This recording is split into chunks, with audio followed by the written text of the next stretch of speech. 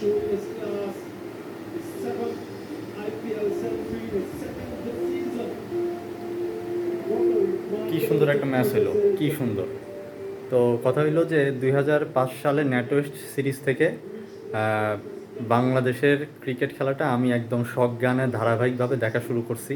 মানে একদম সেই টস থেকে শুরু করে পোস্ট ম্যাচ প্রেজেন্টেশন আর বল বাই বল তো দেখা আছে সেই সময়।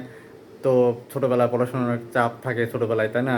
মানে ফ্যামিলির অনেক গাইডেন্স থাকে, অনেক মানে রেস্ট্রিকশন থাকে। তো কী করতাম যে বাংলাদেশের খেলা হলে তখন দেখা যাচ্ছে ওই অঙ্ক করতে বসতাম। কেন? কারণ হচ্ছে ওই অঙ্ক করার খেলা দেখাটা সহজ। অঙ্ক এভাবে করতেছি আর খেলা দেখতেছি, এই জিনিসটা অনেক ইজি। কিন্তু পড়া তো তুলনামূলক একটু কঠিন কাজ, তাই না?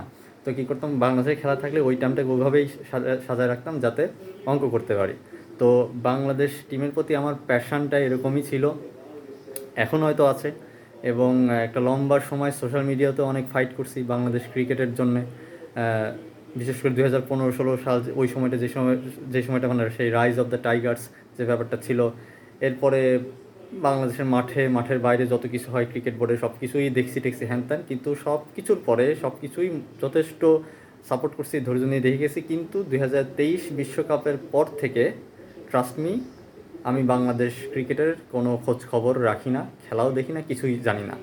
বিপিএল দেখি, এখন আইপিএল চলছে, আইপিএলও দেখি। আমার কথা হইলো যে আমি ওই বিসিবির ওই মাঠের বাইরে রয়্যাল রাম্বলটা চলে ওই জিনিসটা দেখার আমার কোনোরূপ ইচ্ছা আর নাই।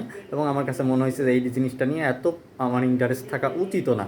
এটা তাদের প্রফেশন, তারা ভালো বুঝবে, যেটা ভালো মনে হয় করুক। আমার সময় সুযোগ হইলে, সময় সুযোগ তো অবশ্যই হবে, আমি তো বেকার মানুষ, সময় সুযোগ হবে না কেন? সময় সুযোগ আছে। আমার যতটুকু খেলার দরকার আমি এরকম ভালো ভালো জিনিস দেখবো, ঠিক আছে? এন্টারটেইনিং জিনিস দেখবো, কারণ এটাতে সোর্স অফ এন্টারটেইনমেন্টই, তাই না? সো এরকম ভালো ভালো সুন্দর সুন্দর ম্যাচ দেখবো। আহ, বড় বড় ইভেন্ট যে সময় আইসিসি ইভেন্ট হবে তখন ইনশাল্লাহ বাংলাদেশের খেলাও দেখবো, খেলা দেখবো না কেন? অবশ্যই দেখবো। বাট বাংলাদেশের, আমার কাছে মনে হয়েছে যে বাংলাদেশের প্লেয়াররা they are not much capable of playing consistent cricket. এটাই সত্যি কথা। এটা যে যতই বলুক যে পটেনশিয়ালিটি আছে, এটা অনেকটা এরকম যে ব্রেন আছে কিন্তু পড়ে না। তো যে পড়ে না ওইটাই আপনাকে বুঝে নিতে হবে যে তার আসলে ধারাবাহিকভাবে পড়ার কোনো অ্যাবিলিটি বা ধৈর্য বা স্কিল কোনোটাই নাই। সো বাংলাদেশের প্লেয়ারদেরও আমি মনে করি হ্যাঁ তাদের ট্যালেন্ট আছে, তারা যথেষ্ট ভালো করতে পারে, সেটা হয়তো কোনো পার্টিকুলার ডেতে। বাট সেটা বাদ দিলে consistent basis I don't think যে তারা খুব একটা ক্যাপাবল। এটার পেছনে অনেক কারণ আছে। আসলে বাংলাদেশ ক্রিকেটের ইনফ্রাস্ট্রাকচারটা অনেক ঢেল সাজানোর আছে, এটা নিয়ে অনেক কাজ করার আছে। আমাদের সত্যিকার অর্থে কোনো ব্যাকআপ টেলার কখনোই ছিল না। এগুলো নিয়ে আসলে গলাবাজি করে কোনো লাভও নাই, যদি কেউ গলাবাজি করে। এটাই ট্রুথ।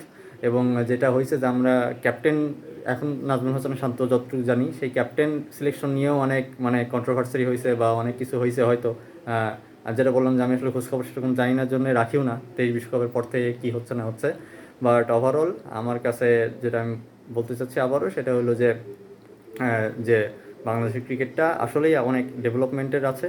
এবং জেলা পর্যায়ে যে আহ, মানে স্টেডিয়াম বলেন বা ফ্যাসিলিটিস আছে সেগুলোকে আসলে আরও ঢেলে সাজানোর আছে।